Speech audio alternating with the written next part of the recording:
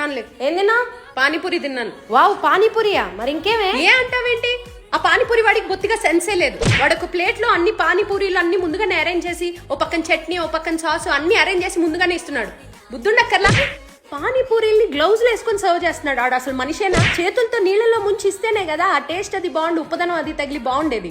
అసలు కొంచెం కూడా సెన్స్ లేదు. ఎక్కడి నుంచి వస్తారో వీళ్ళందరూ. పానీ పెట్టే కొండ ఉంటుంది చూడు, దాని మీద 24 గంటలు ప్లేట్ పెడుతున్నాడు. రోడ్డు మీద ఉన్న డస్ట్ అవన్నీ జమయ్య పానీలో కలిస్తేనే కదా టేస్ట్ బాగుండేది. క్షమించరా నేరం ఏం చేస్తున్నాడు తెలుసా వాడు? అడగకుండానే ప్యాజ్ వేసేస్తున్నాడు. ప్యాజ్ అంటే? అదే ప్యాజ్ అంటే ఉల్లిపాయలమ్మా.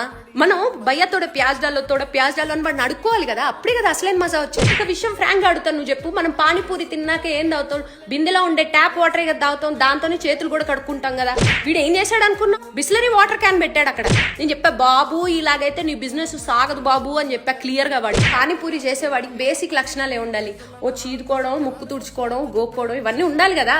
వాడి పూర్వీకులు ఏం నేర్పించి చచ్చారో నాకైతే అర్థం కావట్లేదు. పైనుంచి కింద వరకు ఏప్రం దిగేసుకున్నాడు. ఇలాగైతే టేస్ట్ ఎలా వస్తుంది వాడి పానీపూరిలో నాకు చెప్పు. అసలు ఇంట్రెస్ట్ పూర్తిగా నశించింది ఎప్పుడో తెలుసా? వాడు ఆలుగడ్డ కూర గరిటితో పెడుతున్నాడు. వాడు శుభ్రంగా ఆలుగడ్డలు చేత్తో పిసికి దాన్ని పానీపూరిలో నొక్కితేనే కదా అప్పుడు అందం, ఆనందం, పరమానందం. నేను చెప్పనా, వచ్చే వారానికల్లా వాడి బిజినెస్ ఇక్కడ ఉండదు. వాడు ఆల్రెడీ ఈగలు తోలుకుంటు. పోనీ ఆ ఈగలనైనా వాళ్ళని ఇస్తున్నాడా అంటే లేదు, బ్యాట్ తీసుకుని చంపుతున్నాడు పిచ్చయ్యాదవ.